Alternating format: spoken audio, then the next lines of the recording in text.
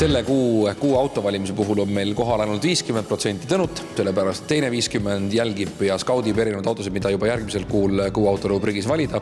Aga täna me oleme esmakordselt Toyota salongis ja väga uhkelt on meil kohe selle taga hübriidilogo, mis tegelikult on ju täitsa määrava tähtsusega just selle kuu auto valimisel.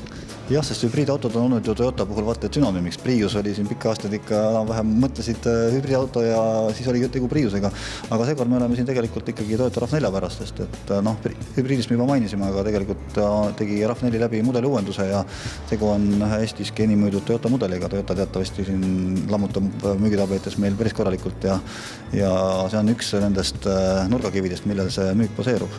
Võib-olla välised muudatused RAV-il ehk ei olegi nii suured kui siin nii mõnelgi varasemal kuuauto, millest me rääkinud oleme, aga jõuallikate poole pealt siis jah, hübriidi mainisime, lisaks ka uus diiselmootor ja eks usun, et see mudel hakkab siin Eestis autoturul veel korralikult ilma tegema. No sõna facelift, et ta ei ole nii täiesti uut mudel ja kui palju see sinus üldse elevust tekitab või sa vaatad neid facelifte pigem sellise skepsisega, et ega väga palju selle uut ei ole?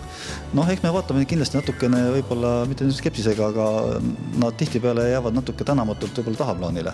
Aasta algus on olnud muidugi ka suhteliselt vaikne, nii et võib-olla tänu sellele ta sai nüüd natukene ka rohkem pildile, aga ma arvan, et just see, et nüüd on RAV4 valikus ka hübriidversioon olemas, see on asi, mis andis põhjust temast ikkagi rääkida ka pikemalt, sest et ma tõttad olin isegi imestanud juba pikka aega, et kui olukorras, kus hübriidversioon on olemas siin, Priusest rääkisime, on olemas isegi väikesest Yarisest ja rääkimata Aurisest, siis mul tekkis tõesti küsimus, et miks ei ole olemas hübriidi RAV4-st enam, et sama kontserni Lexuse põhilised neliveolised on ju kõik olemas.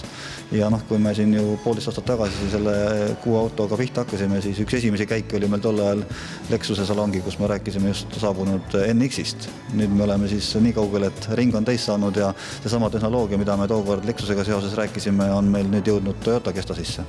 Sa oled tegelikult autoga varem juba tuttav, aga nüüd ikka istusid peadpidi autos päris pikalt enne, kui salvestama hakkasime. Mis sul silma jäi sellist, mida see eelmise mudeli puhul pole olnud või on täitsa midagi uut?